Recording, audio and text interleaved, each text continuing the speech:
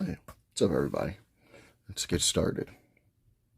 But before we do, let's see who tonight's sponsor is. Tonight, sponsored by Guinness Extra Stout. So let's just get our pour on right here and then get right into it. And you know what we're getting into, right? You know what we're here for. Why the Batman, of course.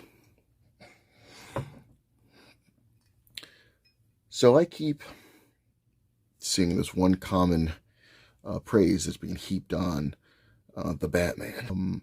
Saying that this is the Batman movie we've waited for our entire lives. This is the Batman movie I've waited for my entire life. I've got an addendum to that. This is the Batman movie I've been waiting for since 2012. This is what Dark Knight Rises should have been. This movie should have just been the follow-up to Chris Nolan's Dark Knight. I've never made any secret about how disappointed I was with Dark Knight Rises. Nah, not at all. Not at all was I happy with the friggin' movie. Anticipated so much from that movie. Just a quick breakdown of what I always felt that it should be, how the Dark Knight should have continued. The first half of the movie, it's Gordon with this special unit that's hunting Batman down, but they can never catch him because Gordon's secretly feeding him information, so he always stays a step ahead of them the entire time. Second half of the movie, they need Batman's help against a common enemy. They need to band together. The cops need Batman. They realize he's not a criminal, whatever. Okay? You're watching Dark Knight Rises and you find out that Bruce Wayne stopped being Batman that same night. The end of Dark Knight, whenever Gordon tells his son, we have to chase him because he can take it, you're telling me he stopped being Batman that night. So before I even got out of the goddamn parking lot at the movie theater, he was already home chilling. That's what happened with his bad knee, right? This is what Dark Knight Rises should have been. And actually, if that's the case, if we're going to say, oh, this is the Batman sequel I've waited for my entire life, now you guys want to admit that Dark Knight Rises is crap? Because Dark Knight Rises sucked. I said it sucked back then. Now it's okay to say, hey, this is what we've been waiting for. This is the best Batman movie since The Dark Knight. Okay. Let me show you something here. Fire Marshal Bill. Look at this. And focus in. Can you see what that says? You get the right angle on that? That says 1 hour and 15 minutes. You know what that is? That's the amount of screen time that Batman gets in the Batman. Yeah, I timed it myself every time when he came on screen. I didn't bother traipsing through the internet to find some other loser like me who actually timed his screen appearance. The Batmobile count? Yeah, even when he's in the Batmobile counts. So give or take like a minute or two for an error of margin of error. I can say without a shadow of a doubt, for a shadow of the bat, that's the longest Batman's ever appeared in a live-action film in one movie. And it's that aspect of something that I've been waiting for a long, long time. All right? But if we talk about just an overall for the movie, yeah, the movie was a great film. It was fantastic. Go see it. Wait for it to come on HBO Max. I think it's April 19th. It's, in a month or so. The movie was solid. It was excellent. All right.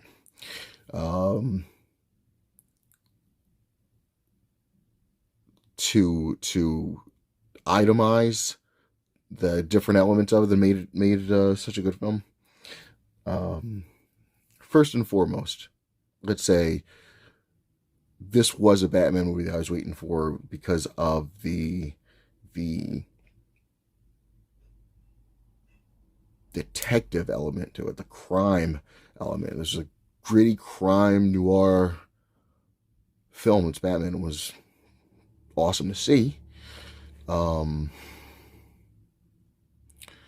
it be a little pedestrian in comparison to rolling back from Zack Snyder's Batman, Zack Snyder and Ben Affleck's Batman, which I enjoyed immensely as a comic book Batman, and want to definitely see more of. I want to see more of that envelope pushed in that direction, with Batman fighting goddamn parademons and doing crazy shit, as opposed to your basic, street level. We're back to normal, hyper realistic, just like the Nolan verse, right? So if I take this film and I set it right after The Dark Knight, it works perfectly, because you're going from the Joker psychotic ass to this iteration of the Riddler, which is much more brutal, and it's just much more, of course, brutal and sadistic. But as a follow-up to Heath Ledger's Joker, you would get the Riddler next, and it just makes sense. Robert Pattinson did a good job. I'll say, like, no harm, no foul. I always give actors a benefit of the doubt, and that goes back. That's the Keaton rule. Everybody should know better. I didn't know how Ben Affleck was going to do, and I was, blown away by Ben Affleck as Batman and as Bruce Wayne. So I always reserve any kind of judgment on actors who play Batman. That's the Keaton rule. We all should know that. But the different take on Bruce Wayne that Matt Reeves went for, this Kurt Cobain recluse Bruce Wayne, they went for to give his own take on it, being a child who witnessed his parents murdered, which we don't see in the film. Finally, we don't have to see the Waynes murdered, but it's not as if their murder and their family history and all that's not in the movie. It's intertwined. It's in there. It's a definite part of the plot, even though we don't see the murder as we usually do. This reclusive, I think Matt Reeves says that, he's stunted at 10 years old in his mind because of the trauma he went through. But the whole, again, emo, gothic, Kurt Cobain thing, not necessarily a huge fan of that. It's something that was different. And hey, to each his own. Hey, I could even rationalize, if this Bruce Wayne is, in his mid-20s, that would mean that he was born sometime in the early 90s. If Nirvana and Kurt killed himself in 94, wasn't it? But he would say these are the early developmental years, these are the years that he was born. So whatever, I'm just saying it's the early 90s, whatever. But the way that he decided to have him play him as this recluse in this tower, this empty tower of Wayne Manor that's attached to Wayne Tower.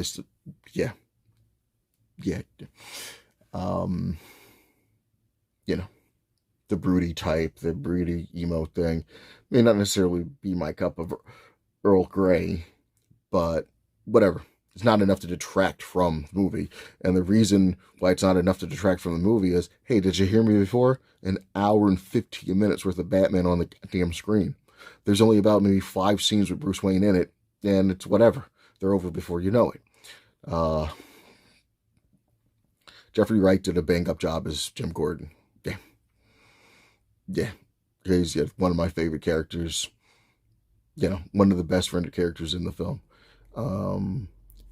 Actually, that was something that was a highlight to the movie for me, was the partnership between Jim Gordon, who's just a lieutenant at this point, and Batman. They work together throughout the entire film. So it's kind of just like year one. So the movie's actually an amalgamation of, let's say, year one and Long Halloween, even though it's supposed to be the second year of him being Batman. But that driving factor to me is that hour and 15 minutes on screen. Now, the entire movie's about 3 hours long, give or take the credits. They're talking, 2 hours and 45 minutes or so. And the post-credit scene, it's not really a post-credit scene. Not going to spoil anything. There are no spoilers in this one. I might do a spoiler-laced rant one later on, but there's no spoilers in this one. the post-credit scene is actually not a post-credit scene. It's just like a message at the end. It's not worth sticking around for the extra 10 to 15 minutes if you got something to do. Um, yeah. Let's see. Zoe Kravitz as Selena Kyle. This is the cat. Good job. You know, she's hot. I know it's, yeah, it's freaking hot. There's no way around it. What the? Doing an HBO Max series with her too, so we'll see how that goes. It could have been a little bit more of her in the film, but whatever. Rounding out, we've got the mobsters, the gangsters that are in there that add some decent color to the movie as well. Have Dark Knight, and we get all the gangsters and all the mobsters that we know in Gotham. Then their take on them this go around was cool, and they're a big part of the entire storyline. They're all throughout the movie, how it's intertwined, just the criminal element, the corruption of the police, and all these top crime bosses in Gotham City, since they're such a part of Gotham City. Something that anyone who watched Gotham wouldn't be surprised by, because we know a lot of these established relationships and different histories between all the families in Gotham. So Gotham itself, introduces us to, I'm talking about Gotham, the television series. It gets us some of these relationships and all this shit, but they could have did a much better job. I actually think they're doing a Gotham City PD HBO Max series as well with Jeffrey Wright. So see what that's going to be like. I actually thought that's based on the Gotham PD comic. I thought that's what Gotham was going to be like, but they couldn't make up their mind with what kind of show they wanted to be. But that's not what we're here for. We're talking about The Batman from 2022. The Riddler. Paul Dano's take on the Riddler, the way they wrote the Riddler, it's basically just a brutal serial killer. The movie is dark, dark, dark. It's Batman, it's dark, okay? They play the Riddler just like he's like the Zodiac killer. So there's brutal killings in it. It's not for the kiddies. This movie actually has a PG-13 rating. It's disturbing like Seven or The Saw. It's brutal, but it's not that gratuitously brutal. There's violence in it, but yeah, kind of desensitized at this point. What I enjoyed the most, though, is the detective story, the crime story that's in there. That was cool to see a Batman movie where it's fun. It's Neil Adams, Denny O'Neil, 70s detective comics. It's working the case, it's following the clues, things that of course we've gotten over the years in all the different Batman movies. Like in the Nolan verse, when you have the one scene at the beginning where Bats tells Jim, I need a few minutes alone in the room before your officers corrupt the scene or whatever, and they get the whole thing for the bullet so they can figure out all that detective work, that type of shit. So you take those little elements that you put in there. Hell, even going back to Batman 89, whenever Bruce figures out the formula, the cocktails for the formula that the Joker's doing, we don't see him figuring it out, but that's part of the detective story, even though we don't see him figure it out. But in this, it's awesome to watch Batman and Jim Gordon working the case, following clues, finding evidence, all this. So that's something that was enjoyable to see on the big screen, and to see this cinematic treatment of it. Speaking of cinematics, it was shot awesomely, of course. Not a whole lot of wide shots in the film, though.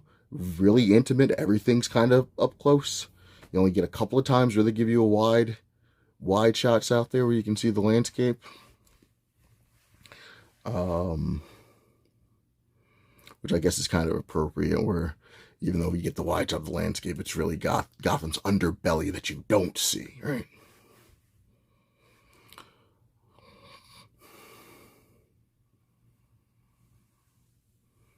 The Batman, the theme, that theme that shit's stuck in my head for days. It's got thing stuck in my head is get hints of the Imperial March in there as he's just whooping ass. Which there are even elements from Nolan's trilogy that you throw in here and make full scenes out of. It's fucking awesome just to see Batman going into a nightclub like he did in Dark Knight, beating the shit out of everybody. Just come on. So that's just cool as hell. But then there's little things, subtle things that are in there that you've got to pay attention to that are just Batman always enters from the shadows in this. It's like he's always either behind something or he always comes out of darkness, and you'll always hear the footsteps, just the weight behind each of his steps. Little things like that are freaking badass throughout the movie. The Batmobile was badass. Again, it's an early iteration of the Batmobile, so it's going with more of a muscle car look. I believe Reeves said he was inspired by Christine, Stephen King's Christine, but they want to go with that kind of a look, a base down look, before you get all the fancy fins and all the things that we've come to be familiar with when it comes to Batmobiles. But the chase scene with him and Penguin. Actually, Penguin, I don't think I mentioned Colin Farrell or John Turturro in those supporting roles, that they were excellent in those supporting roles too. So they just add to the movie as well. But yeah, Batmobile seems hype with him chasing Penguin. Yeah, that was pretty cool. But just to put a bow on everything, thought the movie was good. It was definitely a Batman movie that I've waited a long time to see. That we've seen elements in all the films over the past 30 years. But to get it all together and to pretty much nail it, I give Matt Reeves credit for it. It only improved upon things that we'd seen before. There's a criterion that I have where I say, did it push the envelope? Did it change the genre? Did it do anything? The answer is no. It didn't. It was standardized. It took all the best parts of everything that we've already seen, put it in there, and it was executed well. It's not like there's a bunch of plot holes. It's not a bunch of bullshit throughout the movie. It's just, I want to see crazy over the top comic booky Batman shit. All right. So that's where we were headed with Snyder and Affleck, and even Affleck's treatment on the original treatment for this movie that he said he couldn't get down when he wanted to be trapped in Arkham. It was going to be against Deathstroke and just a slew of his rogues gallery. Like, yeah, I wanted to see that. I want to see an over-the-top Batman movie.